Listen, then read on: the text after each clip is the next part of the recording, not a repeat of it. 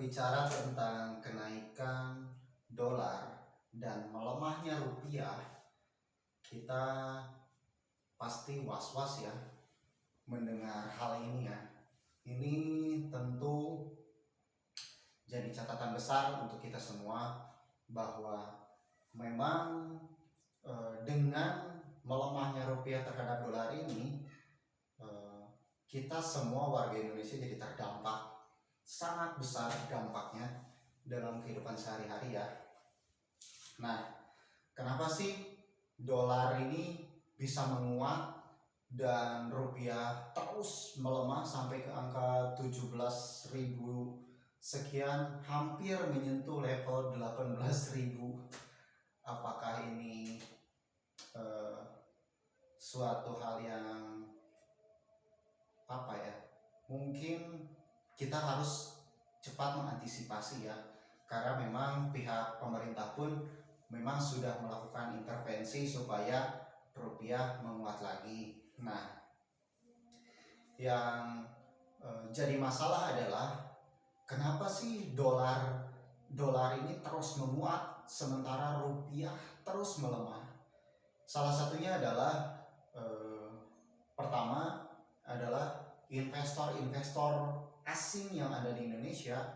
Mereka keluar mengambil uang cash besar-besaran dalam bentuk rupiah dan ditukarkan ke dolar, dan dolarnya ini mereka ambil ke luar negeri. Maka dari itu kebutuhan dolar, permintaannya menjadi banyak, dan rupiah yang mereka dapat di Indonesia ditukarkan ke dolar sehingga permintaan terhadap rupiahnya menjadi menurun dan menjadi melemah, dan dolarnya pun naik. Nah, itu salah satu faktornya, karena IHSG pun mengalami drop, turun secara signifikan ya. IHSG salah satu penyebabnya adalah itu. Dan memang bulan-bulan ini itu adalah beberapa perusahaan-perusahaan pabrik yang terdaftar di Bursa Efek Indonesia, mereka sedang membagi-bagi dividen. Nah, ini salah satu faktor juga bahwa memang dividen yang dibagikan ini kan dalam bentuk rupiah, banyak yang dibelikan ke dolar, makanya rupiah menjadi turun, melemah, sampai memang tidak terkendali ya, hampir mau menyentuh angka 18.000. Nah, ini kerugian kita sebagai warga negara Indonesia yang memang kita harus segera antisipasi kalaupun memang ini sudah terjadi, karena memang banyak faktor ya. Salah satunya yang tadi yang sudah dijelaskan, dan memang tidak hanya rupiah tapi seluruh mata uang asing pun, mata uang negara lain sama mengalami pelemahan terhadap dolar. Nah, selain hal yang tadi disebutkan, salah satunya adalah ketegangan geopolitik antara Amerika Israel melawan ya Iran dan para sekutunya Timur Tengah, konflik Rusia Ukraina juga. Jadi memang ada banyak hal yang mempengaruhi dolar ini terus naik dan menguat, sehingga bahan baku pun yang masuk ke Indonesia tentu menjadi mahal ya.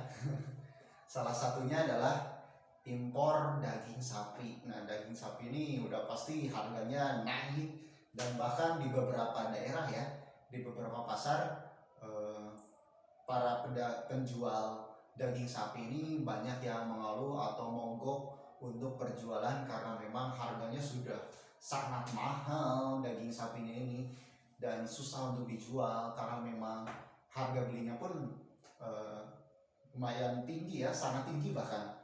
Jadi memang banyak faktor yang merugikan kita. Inflasi jadi makin tinggi karena rupiah, daya beli rupiah kita menjadi melemah. Yang biasanya kita belanja dalam 100.000, kita dapat banyak, jadi tinggal dapat setengahnya atau separuhnya aja. Nah, banyak hal yang memang harus kita lakukan ya. Mungkin saya rangkum beberapa hal aja yang memang bisa kita antisipasi nih. Dolar ini naik kita harus seperti apa, rupiah melemah, antisipasi kita seperti apa. Nah, salah satunya adalah yang pertama, dengan rupiah melemah tentu inflasi naik dan daya beli kita berkurang.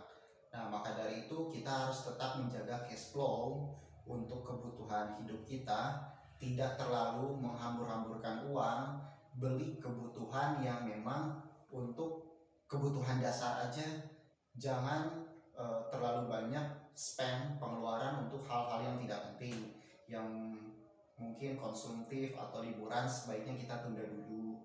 Nah, selanjutnya kalau misalkan kita mau membeli barang yang memang itu sifatnya kredit, kalau bisa disarankan untuk menunda dulu, karena memang pertama bunganya pasti tinggi, terus cash flow-nya juga kurang baik, kondisi ekonomi kita sekarang kurang baik. Kita nunggu dulu ekonomi stabil, baru kita bisa beli barang yang memang harus kredit tersebut. Nah, selanjutnya mungkin yang harus kita lakukan ya, selain yang tadi, kita tetap harus menjaga cash flow yang tadi yang pertama, terus kita tidak membeli sesuatu barang-barang yang sifatnya itu impor dari luar negeri seperti elektronik yang mungkin buatan luar negeri. Tentu itu harganya jadi semakin mahal untuk saat ini ya. Nah, mudah-mudahan sih dari hal-hal yang tadi kita bisa save, kita amankan, tidak beli, kita menjaga cash flow, terus kita menunda dulu pembelian barang-barang yang bersifat kredit karena memang dikhawatirkan bunganya akan membengkak dan besar. Dan yang tadi kita stop untuk membeli bahan-bahan yang memang itu diimpor dari luar negeri karena itu pasti harganya sangat tinggi. Nah, mungkin itu yang bisa saya sampaikan. Semoga ini bisa bermanfaat dan semoga pemerintah bisa secepatnya menguatkan lagi rupiah, kalau bisa turun seperti kata Pak Purbaya ya, dolar bisa sampai 15.000 rupiah. Mudah-mudahan ini bisa tercapai. Mungkin sekian yang bisa disampaikan. Terima kasih.